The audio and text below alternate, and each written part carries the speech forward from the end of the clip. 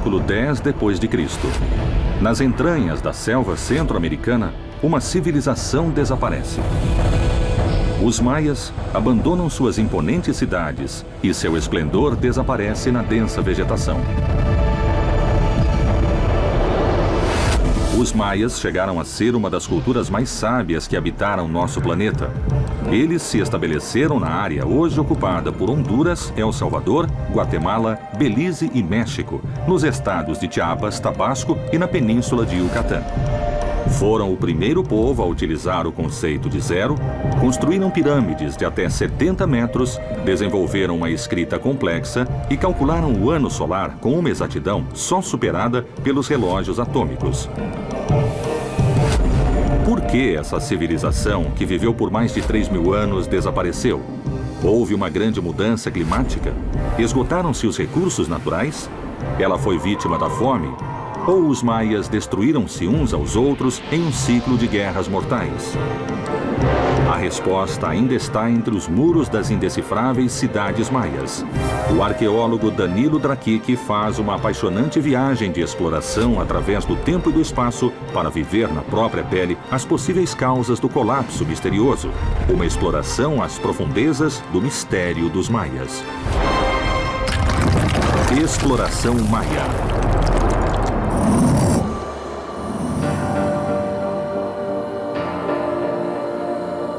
A exploração está para terminar, e uma última hipótese talvez explique o colapso maia. A decadência das rotas comerciais. Apesar de não contar com animais de carga, nem de fazer uso da invenção da roda, os maias conseguiram integrar um imenso território num organismo único. O sistema circulatório, o sangue desse corpo, foi o comércio, até hoje praticado nos mercados do mundo maia atual. Se olharmos o mercado de São Francisco El Alto, como ele é hoje em dia, poderíamos imaginar um mercado da época pré-hispânica. Todos esses produtos vêm de fora? As favas, o feijão, o arroz? É o que acontecia antigamente, na época pré-hispânica, com o jade ou a obsidiana, que quase sempre vem da mesma região. Ou seja, continuam usando as mesmas rotas de comércio, mas com outros produtos. O intercâmbio comercial sustentava a cultura maia clássica. Do Vale do Montágua vinha o valioso jade. Do Planalto Guatemalteco, a obsidiana. As plumas do quetzal dos bosques nublados do sul. O cacau de Tabasco. O sílex da região Puuc. O sal e o algodão da península de Yucatán. E peixes e crustáceos da costa de Quintana Roo. O que aconteceria às grandes capitais maias se o fluxo comercial se interrompesse? A ambição pelo controle de rotas estratégicas teria sido motivo de guerras e causa da queda da civilização? Os rios descem do Planalto Guatemalteco e penetram as entranhas das montanhas que precedem a selva de Petén. A erosão causada pela água durante milhares de anos criou uma rede gigantesca de cavernas subterrâneas conhecida como La Candelaria. Para os mercadores maias, essas cavernas eram sagradas e uma escala obrigatória para suas caravanas. Em uma dessas cavernas está o arqueólogo Arthur Demarest, que há 20 anos procura explicar o enigmático colapso maia. Olá. Qual é a importância da rede de cavernas para a cultura maia? Toda esta área é a entrada para Xibalba, o inframundo. Não há só deuses, mas principalmente ancestrais. Já descobrimos cavernas que tinham uns 2 quilômetros seguidos de cerâmica, às vezes com tesouros e oferendas para adorar seus ancestrais. Porque o culto aos ancestrais é a base da religião maia. É quase impossível caminhar sem quebrar coisas, são uns milhões de cacos. Aqui vemos um depósito de 450 ou 500 depois de Cristo. Esse é um exemplo puro da cerâmica de Tikal no Petén Central. Faziam isso para que os comerciantes que passavam fizessem seus ritos aqui. Olha. Sabe o que é isso? Sim, é uma obsidiana de corte muito fino.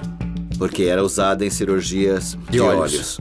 Mas esse tipo aqui tinha uma utilização especial, já que nos ritos se fazia oferendas de sangue. Então, essas são evidências do grande comércio das rotas que havia na região. Sim. Tudo isso era necessário para os reis e também era necessário para seu sistema de padronagem. Essas coisas, na verdade, não davam status como os diamantes. Elas eram necessárias para o traje do Kukuahau, que é super importante. Ele era a paineira viva, a árvore sagrada. O Kukuahau era a paineira. O traje dos grandes senhores os igualava à paineira, árvore considerada o eixo do cosmos maia. Na lápide de Pakal, o grande Ahau de Palenque, uma paineira emerge de seu corpo. O penteado de plumas de Quetzal forma a folhagem, a representação do céu. A cor verde azulada dos ornamentos de jade simulava o tronco da paineira, metáfora da terra. Jade, tronco da paineira. A negociação desses símbolos de poder era o motor do comércio no período clássico, antes do misterioso colapso maia. Essa seria a área mais importante de comércio da cultura maia? Olha, a rota vai por terra, pelos vales, como hoje em dia, mas chegando ao pé das montanhas e saindo dessas cavernas ao rio Lapassion.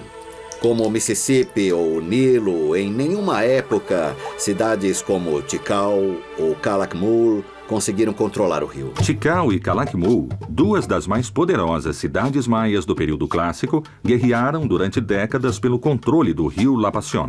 Em 677 d.C., Calakmul conseguiu uma vitória definitiva sobre Tikal e se apoderou da rota fluvial, a principal via de comércio e fonte da grandeza dos Ahau.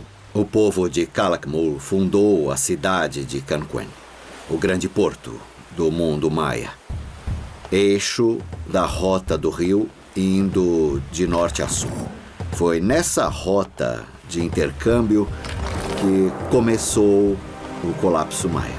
A localização estratégica de Canquén permitia que ela controlasse todo o comércio maia, desde o Planalto Guatemalteco, através da selva de Petén, até a península de Yucatán, e desde a atual Honduras até o centro do México, passando por Palenque. Esse é o rio Lapassion. Esse é o eixo principal de todo o mundo maia. Por isso há uma história de guerra, de controle desse rio. São histórias de apogeu da época de grandeza, mas também do lado mais dramático do colapso maia. A 1 hora do porto de La Unión fica a legendária cidade de Canquén. Suas ruínas talvez guardem a chave para se entender a origem do ocaso do esplendor maia. Nessa rota passavam todos os produtos de que os reis precisavam. Então, o motivo da grandeza de Canquén, a razão é óbvia. Os reis de Canquén exportavam, por exemplo, a máscara de Pakal. O grande rei de Palenque é de jade de Canquén.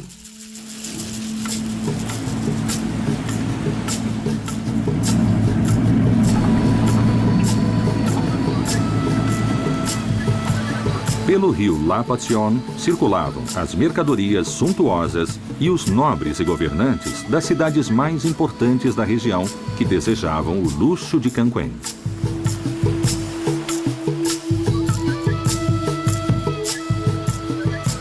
Canquén foi fundada quando? Em 657.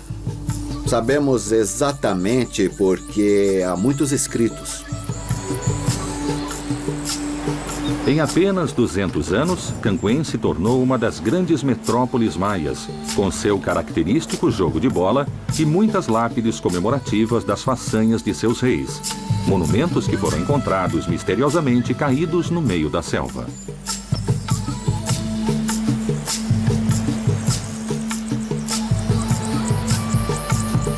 Já estamos chegando. Olha, aqui se pode ver. Onde estamos agora? Esta é a entrada da realeza. É um lugar muito rico. Um dos maiores palácios do mundo maia, com cômodos de até 7 metros de altura, cobertos de obras-primas em estuque. O rei Tarchanak queria dizer: todo mundo maia, eu sou rico. Era ele que controlava o comércio. Palácio de Canquen. O Palácio de Canquen ocupava mais de 25 mil metros quadrados e tinha 170 quartos abobadados, agrupados em 11 pátios e 3 níveis. A cidade viveu seu maior esplendor no governo de Taj Chang-ak, em fins do século VIII. Mas logo a tragédia se abateria sobre a dinastia real. Em um sinistro dia do ano 800 d.C., Canquen foi cenário de um assassinato em massa. Canquen foi destruída por quem? Isso é um grande mistério, porque esta matança real é única. O que pode ter acontecido? Olha, eu vou te mostrar. Aqui fica Canquen. Ela sempre foi uma rota de aliança e de paz durante os apogeus. Mas quando havia a guerra, era sempre pelo controle do rio, para controlar essa rota. Por sua vantagem comercial, Canquen era cobiçada e dependia de alianças com cidades guerreiras para proteger sua riqueza, como Calakmul e depois dos Pilas, a última que dominou o rio Lapassion. Seu destino estava ligado ao de seus aliados. Os glifos que vemos aqui representam a visita do governante de Dos Pilas? Essa escada hieroglífica fala da visita. Eles celebraram em conjunto sua aliança, mas 8 meses depois dessa visita, Dos Pilas caiu. A região entrou numa guerra terrível. Os camponeses fugiram, queimaram as aldeias. Com Dos Pilas derrotada, o destino de Canquen estava selado, e com ele também o comércio e a política maia clássicos. Onde foi que você encontrou os corpos dos governantes? Nós podemos vê-los? Na cisterna sagrada, um lugar único na história da arqueologia maia.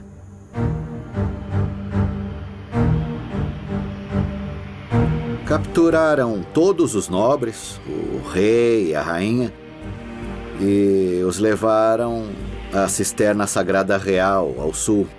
Aqui encontramos 31 esqueletos completos, perfeitamente preservados, desde mulheres grávidas até idosos. Todos foram assassinados e colocados na água sagrada. Talvez tenham colocado os corpos na cisterna para contaminar a água. Tem razão. Ao mesmo tempo, matando o lugar. Aqui, na rota maia, o colapso começou. A causa foi estrutural, sintoma de uma grande enfermidade. A civilização maia estava ficando doente, porque havia muita rivalidade entre os reis. A guerra, a arquitetura e os ritos eram os mesmos. Havia muita rivalidade. A queda de Canquen marca o início do fim do Maia clássico. Apenas 100 anos depois do massacre real, a maioria das grandes cidades estava abandonada e era tomada novamente pela selva. Mas esse não foi o fim da civilização maia. Na costa do Mar do Caribe, outras cidades começavam seu período de esplendor. Os maias ressurgiram de suas próprias cinzas, apesar de que nada mais seria igual. Exploração maia. A seguir...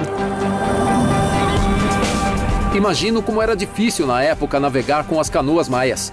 E olhando o Recife, você custa ver alguma quebra. Já estamos quase chegando.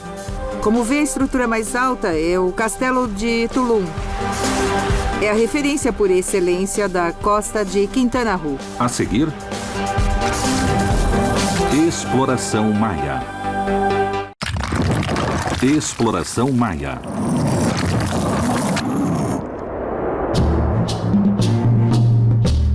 O colapso do século X não acabou com a civilização maia, mas acabou com seu sistema sociopolítico.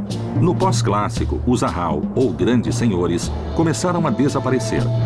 Seu imenso poder foi repartido entre a nobreza e uma nova classe social em ascensão, os comerciantes.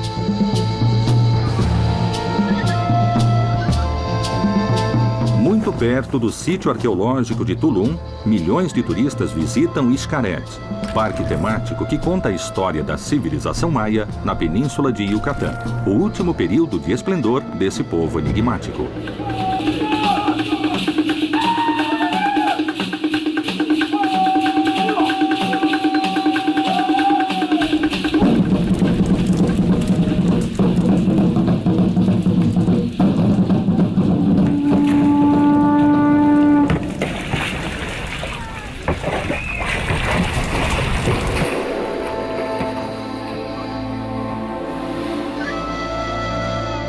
Em Xcaret estão as ruínas da cidade portuária maia conhecida como Polé.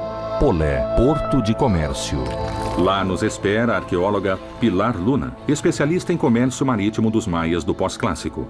Oi. Os grandes navegantes do Mar do Caribe. Obrigado. Por que, enquanto caem as cidades maias clássicas, a cultura continua evoluindo aqui na costa?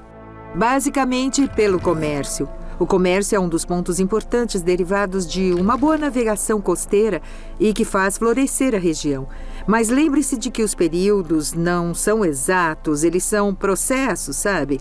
Enquanto uma região vai decaindo, outra vai se erguendo. Qual é a diferença entre a sociedade do Maia clássico e a do Maia pós-clássico? Na época pós-clássica começam a crescer grupos, principalmente grupos de comerciantes que vão ganhando poder e que querem mais poder. Na época clássica, os produtos eram suntuosos e eram usados pelo Lahau, que precisava demonstrar todo o seu poderio. Porém, no pós-clássico, em vez do comércio ser intra-regional, ele começa a crescer e se torna um comércio multirregional. Não eram só trocas, mas havia também a hipótese do uso do cacau como moeda. Segundo crônicas espanholas do século XVI, na península de Yucatán, um tomate valia 1 grão de cacau. Uma abóbora valia 4. Com 10 se comprava um peru. Com 100, uma canoa de água doce. E com 1000 grãos de cacau, um escravo. Graças à navegação pelo mar, esses produtos adquiriram mais valor em mercados distantes e o poder dos comerciantes se consolidou. Como eram as embarcações que levavam produtos pela costa? Você sabe que aqui em Xcaret há réplicas dessas canoas pré-hispânicas? Elas são feitas recentemente, mas com a mesma técnica.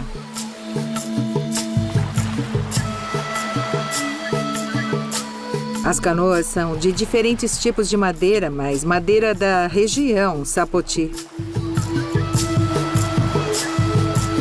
Construir uma canoa é um desafio para se conseguir o maior espaço possível para transportar pessoas.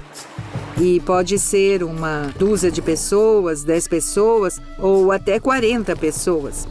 Há representações dessas canoas não só nos códices, mas em murais no Templo dos Guerreiros, em Chichén Itzá. As canoas maias eram feitas com um só tronco de sapoti ou de paineira. A árvore devia ser cortada em noite de lua cheia, quando a concentração de seiva garantia a resistência da madeira. Por último, o tronco era escavado com fogo e ferramentas de pedra. E essas canoas são estáveis? Quer experimentar? Claro que sim. Vamos ver o que acha. Lembre-se de que não iam sentados, iam agachados ou ajoelhados. Sim, para poder deslizar e remar com muito mais força. Isso mesmo. A navegação era só costeira ou também se fazia por alto mar? Bom, sempre que possível, navegavam mais perto da costa porque era a área mais protegida, mas claro que tinham navegação de alto mar. Eles queriam conhecer melhor os pontos geográficos da costa e há construções ao longo da costa que nós achamos que ajudavam na navegação.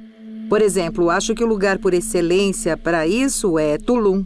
Temos uma hipótese de que o castelo, que é a construção principal da área arqueológica de Tulum, tinha também a função de ajudar na navegação pré-hispânica. É o ponto onde se pode virar e entrar pelo corte natural no Recife. Vamos fazer isso, vamos refazer para ver se é possível entrar na praia pelo corte. Tulum foi uma das grandes cidades maias do pós-clássico. Sua maior fonte de riqueza vinha do comércio internacional graças à navegação marítima. Mas navegar trazia riscos. Podia-se naufragar por causa das tormentas do Mar do Caribe ou bater no traiçoeiro recife de corais que margeia a costa de Yucatán e protege o local do mar aberto. Essa é a lancha que vai nos levar até a embarcação? Lá estão os pesquisadores e colaboradores de arqueologia subaquática que vão nos levar a Tulum seguindo a rota dos maias. Por aqui. Vamos ter que nos molhar, não é? Desculpa, mas não posso chegar mais perto.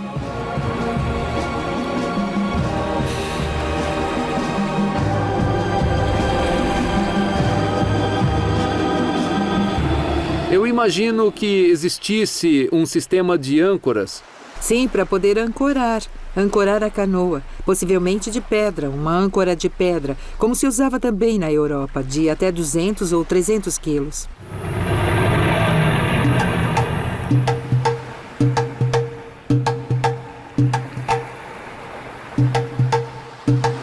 A equipe de especialistas conta também com a arqueóloga e mergulhadora Helena Barba e com o experiente capitão Michael Creamer, que foi o primeiro a imaginar a função original do castelo de Tulum. Michael, um capitão de embarcação de origem norte-americana, me falou da possibilidade de que a parte que dá para o mar no castelo de Tulum pudesse ser um farol. Um alinhamento que ajudaria na navegação pré-hispânica. A travessia começa no porto de Acumal. Em menos de 5 minutos de navegação, o catamarã cruza o Recife de Corais, a última fronteira com a fúria do Mar do Caribe.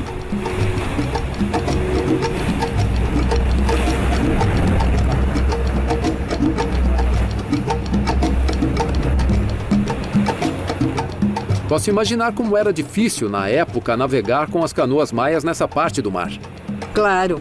Agora mesmo estamos em uma embarcação muito mais alta do que uma canoa, não é? E é difícil ver no Recife alguma quebra daqui. Você vê a linha branca da arrebentação, mas não pode ver onde está a passagem. A rota marítima maia cobria a extensa região que vai da atual República de Honduras até a Laguna de Términos, a oeste da península de Yucatán. O grande perigo era o segundo maior recife de corais do mundo, que percorre o litoral do Mar do Caribe até Cancún. Mas os maias criaram um eficaz sistema de sinais que guiava seus navegantes entre as principais cidades costeiras. Ao longo da costa, há construções muito evidentes que marcam onde há passagens. Mas também há construções que marcam onde não se podia desembarcar. Então tinha de haver um sistema de sinalização baseado em plumas ou em cores e permitisse uma navegação segura, principalmente para quem vinha de fora do Recife, do alto mar, e que tinha que enfrentar correntes fortes que sempre dificultam a navegação. Não sei se você vê claramente a construção, essa Sim. pequena que chamamos de estruturas isoladas. Ela não marca um lugar para desembarcar, mas mostra um local um pouco mais para dentro. Sim, e isso vai guiando você.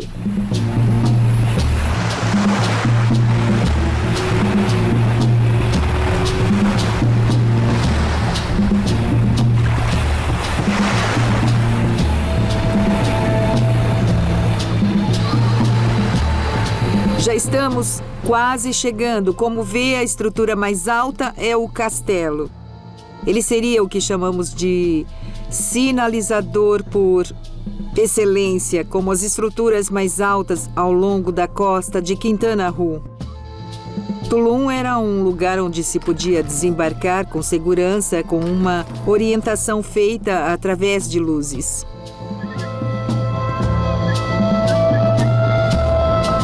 O castelo de Tulum marcaria o local exato onde o Recife de Corais se interrompe. mas o espaço para virar e alcançar a costa é mínimo. Se a embarcação bater nos corais, o resultado pode ser fatal.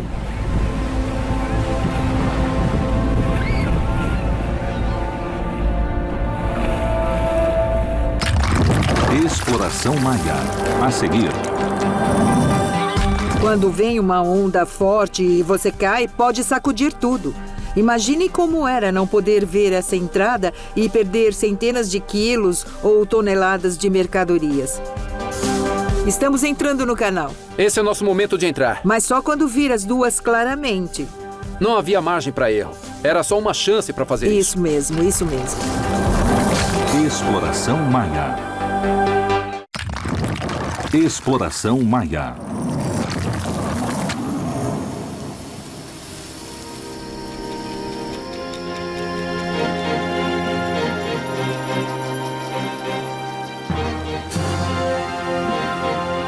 Depois do trágico colapso do século X, a civilização maia começou a ressurgir graças ao comércio marítimo. Os hábeis navegantes do pós-clássico desenvolveram um engenhoso sistema de sinalização costeira. O exemplo mais impressionante é o Castelo de Tulum. Suas janelas funcionavam como um farol que indica a única entrada possível pelo Recife de Corais, uma muralha natural que separa a cidade do mar aberto.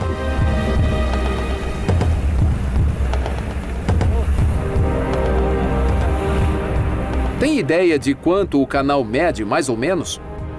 O corte no Recife mede mais ou menos 100 metros. Há um cenote. Quando há cenotes de água doce que saem para o mar, é aí que, no final, há um corte natural no Recife, onde bate o fluxo de água doce. Não era tão fácil entrar no canal na época maia, porque uma vez que você faz a virada em uma canoa desse tipo, não há como você corrigir e nem voltar atrás. Quando vem uma onda forte e você cai, pode sacudir tudo com a canoa no fundo. Imagine como era não poder ver essa entrada e as pessoas que transportavam perderem centenas de quilos ou toneladas de mercadorias, o que isso significava. Quando nos aproximamos, vemos primeiro a luz do norte, que é natural, é a do céu. Depois, a do lado sul. No momento em que as duas luzes estiverem bem à vista, vamos então entrar pelo corte do Recife para mostrar que é um canal muito estreito, mas muito preciso, que não atrapalha a navegação. Essa é a única entrada para Tulum, Pilar? É a única entrada segura para o porto de Tulum. A escarpa está situada em um ponto geográfico muito alto, que mede mais ou menos 11 metros, e as 3 estruturas do castelo medem mais ou menos outros 11 metros. Vê-las do mar é muito interessante porque parecem o rosto de Chaka, o deus da chuva. Os olhos são as 2 janelas e o rosto é a construção. O funcionamento do castelo de Tulum como farol se baseia na localização de suas janelas. Devido ao desenho da construção, só é possível vê-las iluminadas pelo sol de um único ponto do mar. Esse ponto de observação coincide com a brecha do Recife e marca o momento de virar a embarcação para atravessar o muro de corais. Não havia margem para erro. Era só uma chance para fazer isso. Isso mesmo, isso mesmo. Está começando.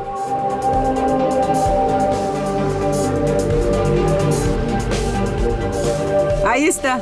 Aí está. Olha, Agora estamos entrando no canal. Esse é o momento. Esse é o momento, quando você vê as duas claramente.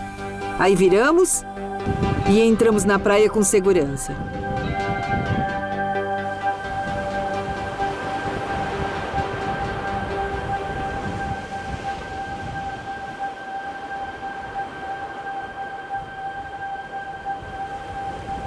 Vamos fazer agora com luzes artificiais na parte superior, para demonstrar que pode haver navegação noturna sem perigo. Pode-se dizer, porque perigo sempre há na navegação, mas isso nos permitiria entrar no local. Para entrar à noite no porto de Tulum, os engenheiros maias substituíam a luz solar, iluminando artificialmente a parte superior do castelo. Também nesse caso, as janelas só são visíveis de um local preciso na abertura do recife de corais. O que vamos fazer é pedir a Helena e Michael que baixem o bote inflável e levem os lampiões de gás que trouxemos até a praia e depois subam no castelo e posicionem as luzes. Antigamente faziam isso com carvão, certamente, como um turíbulo. E como toda a parte interna era pintada principalmente de azul, azul maia e branco, o reflexo era muito especial.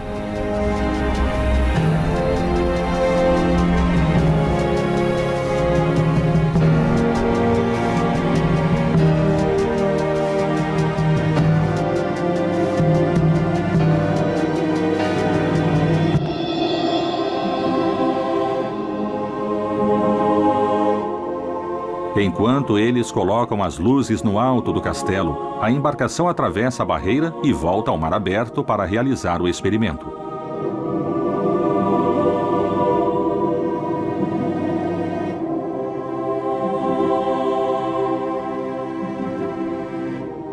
Câmbio, câmbio, câmbio. Está me ouvindo? Acendam as luzes, as duas, a da janela norte e a da janela sul. Tá bom, tá bom. Vamos aumentar as chamas.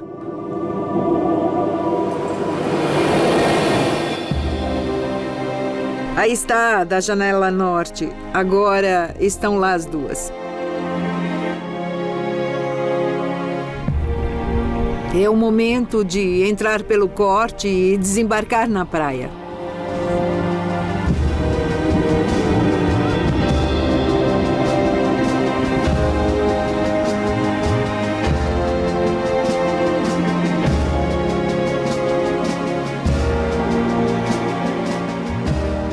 O teste foi um sucesso. Vemos que, sim, funciona tanto para a navegação noturna como para a diurna. O castelo de Tulum tem essa função de ajudar na navegação, sem dúvida. Enfim, foi o que os espanhóis também viram quando chegaram. E aí se deu um corte no processo social maia e dele veio uma mudança. Pode-se dizer que o colapso da cultura maia acontece com a chegada dos espanhóis? Definitivamente, ao término de um ciclo da civilização maia com o encontro desses dois mundos. Em 1518, Tulum foi vista pelos espanhóis pela primeira vez. Poucos anos depois, seria conquistada e sua população submetida à escravidão como todos os povos mesoamericanos. A conquista espanhola não acabou com a cultura maia, mas deu origem à sua resistência tenaz. De 1546 até hoje, as insurreições se espalharam como rastilho de pólvora através do mundo maia. A maior dessas rebeliões foi a Guerra de Castas. Durante 50 anos, os maias de Yucatán dominaram toda a península até o início do século XX. Os descendentes dos maias que lutaram na Guerra de Castas nunca se renderam. Mantiveram sua organização militar e o coração de seu movimento está em Tixcacau Guardia, no meio da selva de Yucatán. Dom Santos Cat é um dos dignatários maias de Tixcacau Guardia e vive rodeado pelos restos de um antigo centro cerimonial de seus ancestrais ainda inexplorado. Como vai? Muito bem. Aqueles montículos ali são ruínas antigas? São ruínas antigas que poderiam ser templos ou sepulturas, onde estão enterrados os altos dignitários maias. É um santuário sagrado. Considero esse lugar o coração da região maia. Em 1901, quando o exército mexicano recuperou a península de Yucatán, os maias fugiram mais para dentro, no impenetrável do monte, e fundaram 11 comunidades onde continuaram a resistência. Você teve familiares que lutaram na Guerra de Castas? Meu avô, já morto, Dom Eulálio Cat, foi um dos comandantes na Guerra de Castas. E você tem que cargo dentro do... Sou escrivão. Somos os que escrevem a história do que está acontecendo, todos os fatos, e montamos um livro que é guardado na igreja, no grande santuário maia Chan Santa Cruz, hoje Carrillo Puerto. A história da Bíblia dos maias, também é algo muito valioso para nós. Os maias que lutaram na Guerra de Castas ficaram conhecidos como Cruzobe por sua adoração à cruz parlante, uma espécie de oráculo que mantinha vivo seu espírito rebelde com mensagens divinas. Ainda hoje guardam sua cruz em um templo inacessível a estranhos. Entre seus tesouros também se encontra a crônica do povo maia em Yucatán, datada segundo o calendário profético ancestral, que termina em 21 de dezembro de 2012 e que marcaria o início de um novo ciclo na história do mundo. E o que diz o livro a respeito do final do calendário? O livro relata muitas coisas e uma delas é que estamos num ano-chave, que está no final da era cristã. E o que vai acontecer com a cultura maia depois?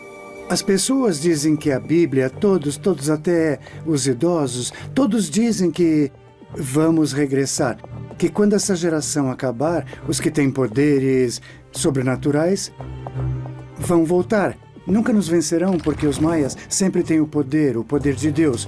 Do Deus que temos aqui em Tixcacau, Guardia.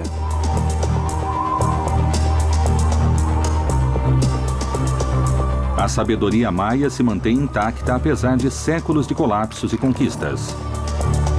Suas profecias perduram como eco de tempos passados que poderiam retornar.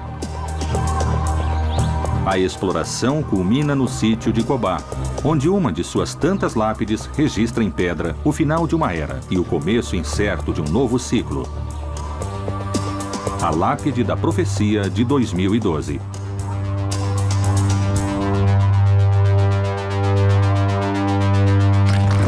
Exploração maia. Exploração maia. Cobá, águas turvas.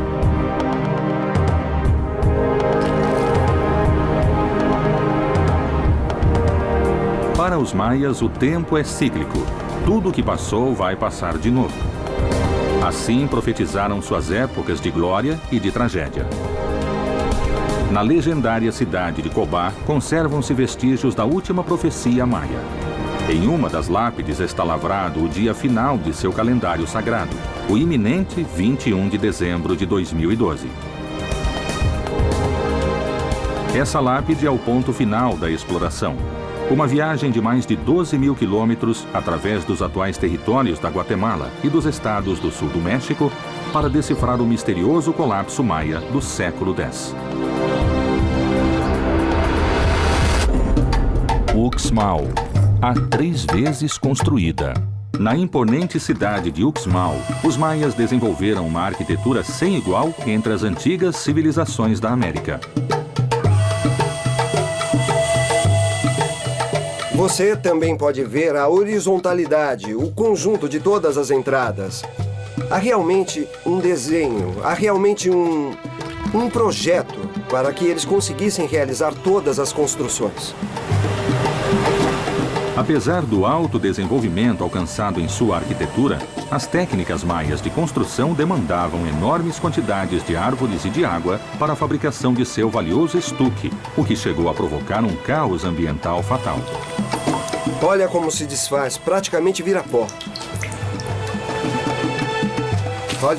Só no contato com a água. Só com a água. Para construir uma pirâmide, quanto você calcula? Milhares e milhares de árvores. Milhares e milhares de árvores. Milhares de árvores. Toda essa construção implicou na queima excessiva de árvores para a produção de cal. A chuva diminuiu e houve épocas de seca muito fortes, o que levou ao abandono de todas essas grandes cidades.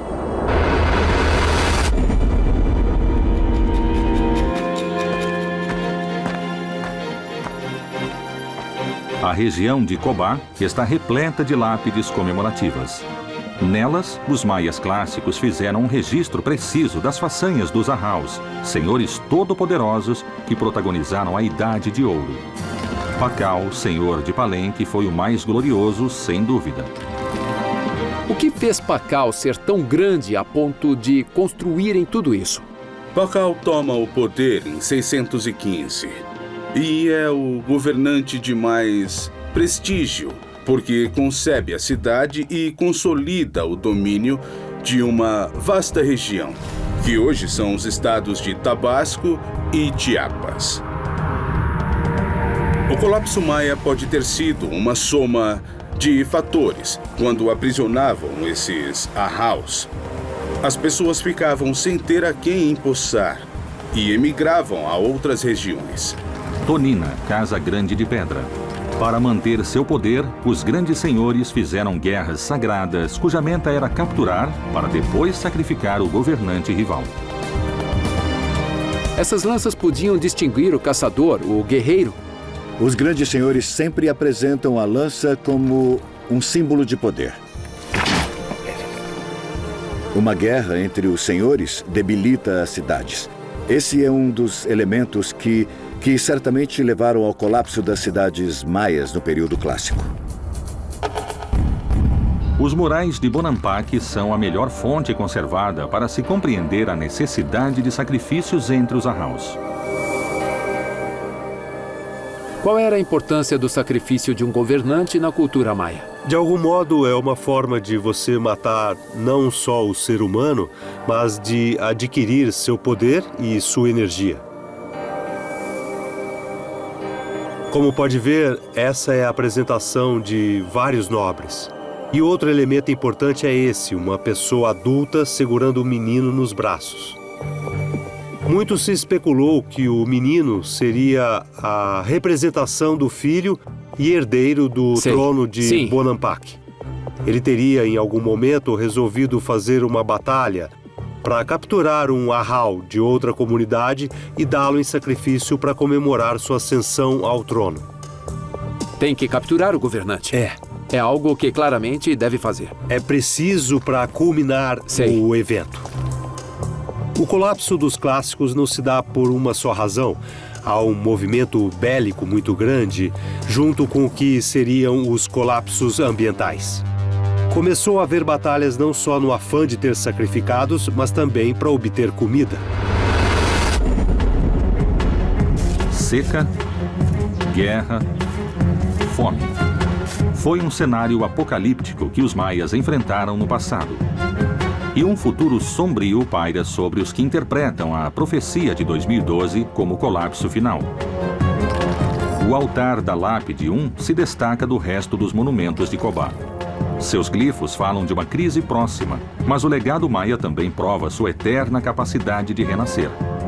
Os maias, de algum modo, enfrentaram muitos desses problemas várias vezes. Então, o que podemos aprender? O respeito pela natureza, o cuidado com os recursos, a não exploração do solo de maneira abusiva, tratando a natureza como se deve, como um ser vivo.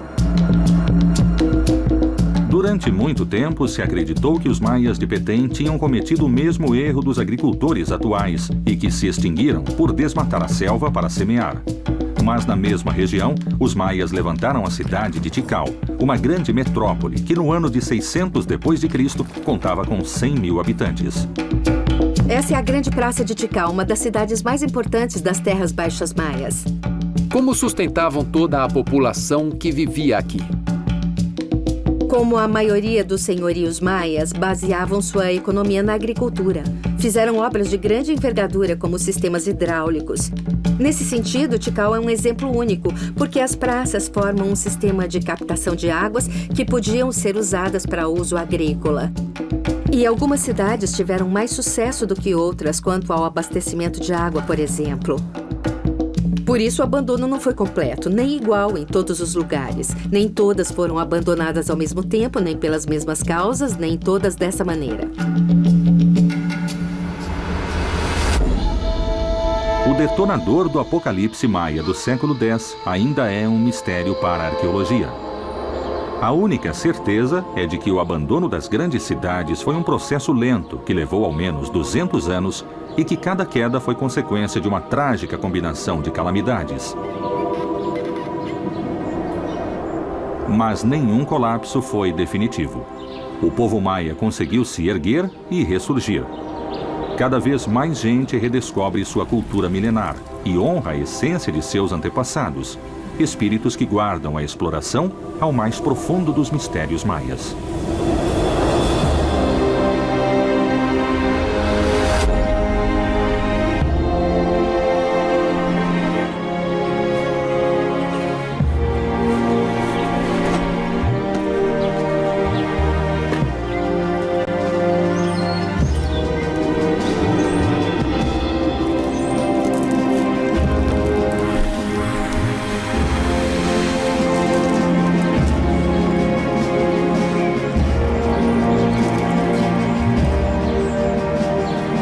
Ancestrais dos Maias, aqui deixo minha oferenda. Por terem me permitido conhecer suas cidades e seus costumes.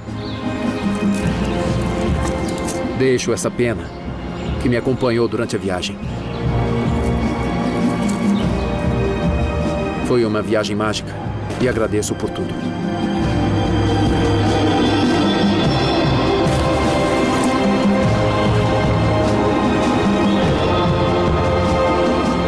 Origem e destino se conectam.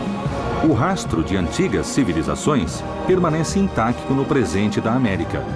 E a exploração segue seus vestígios.